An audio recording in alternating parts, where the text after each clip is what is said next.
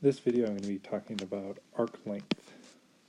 So when we talk about arc length, what we mean is the arc length of a circle that's getting intercepted by some central angle. Let's call that central angle theta. So what we want to know is what is the length or the distance of this arc that's intercepted by an angle, some angle theta.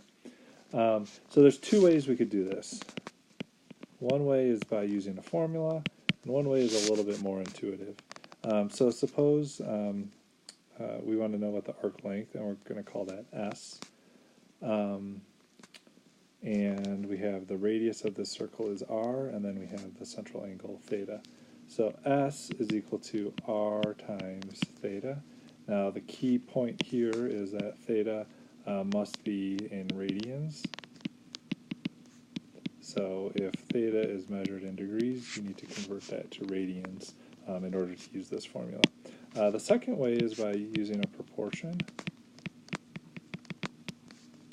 And I think this is, for me, this is actually easier to remember. So we have a central angle, theta, and that central angle is just a portion of the entire angle measure of a circle, which is 360 degrees. So we could say theta over 360 degrees, right? It's kind of like we're saying part divided by whole. So part divided by whole. Okay, so theta is the central angle divided by the entire measure of a circle, which is 360 degrees. And then this arc length S, well, that is part of the distance around the circle. And then the entire distance around the circle, we call that the circumference. Okay, and we can find the circumference by multiplying 2 times pi times the radius, so 2 pi r. So 2 pi r. So in each case, we have the part divided by whole. In the first fraction, we have the angle, the partial angle of the circle divided by the whole angle of the circle. And then in the second fraction, we have the partial length of the circle divided by the entire length of the circle, which is just the circumference. In this case, theta can be in degrees or radians. It doesn't matter. So let's look at an example of this. So we have a circle with a radius of 18 inches. Find the length of the intercepted arc if the central angle is 210 degrees. Now, we'll do this both ways that we described. So it's not a very good circle, but you get the idea. So we have a central angle of 210 degrees, so that's a little bit more than 180. So this is 210 here.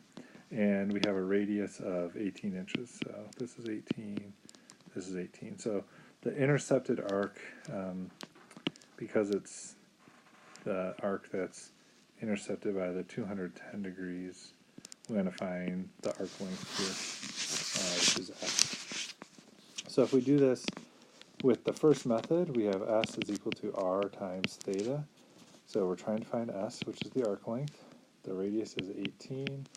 Theta is 210 degrees, but again, we need to write the angle in radians. So I'm going to convert 210 degrees into radians, so multiply by pi over 180 degrees.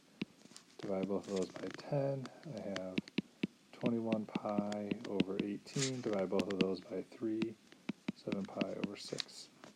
So S is equal to 18 times 7 pi over 6.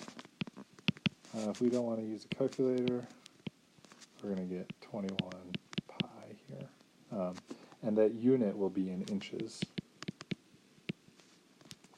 because this was 18 inches multiplied by an angle. If it's in radians, it's unitless, so 21 pi inches here. All right, so that's the first method if we use the formula.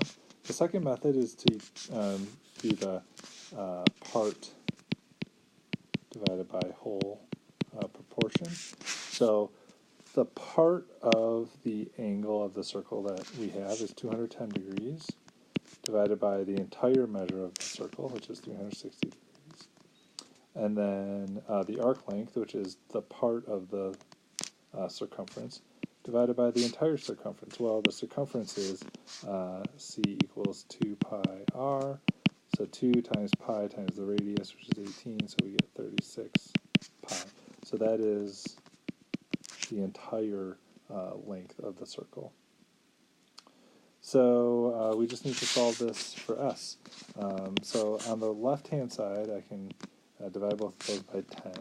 And then 21 over 36, I can divide both of those by 3. So 7 over 12. Is that right? Yeah, 7 over 12 is equal to s over 36 pi. So just cross multiply. We get s is equal to 36 times 7, that's 42, 21, 252 pi divided by 12. Then we'll have to reduce that. 252 divided by 12. 12 goes into 25 2 times. 1 left over. 12 into 12 is 1. So 21 pi, and that's in inches. So what we see is it comes out to be the exact same as what we had previously. So again, the second method is what I typically do, just because I don't have to then memorize a formula. It's just a little bit more intuitive.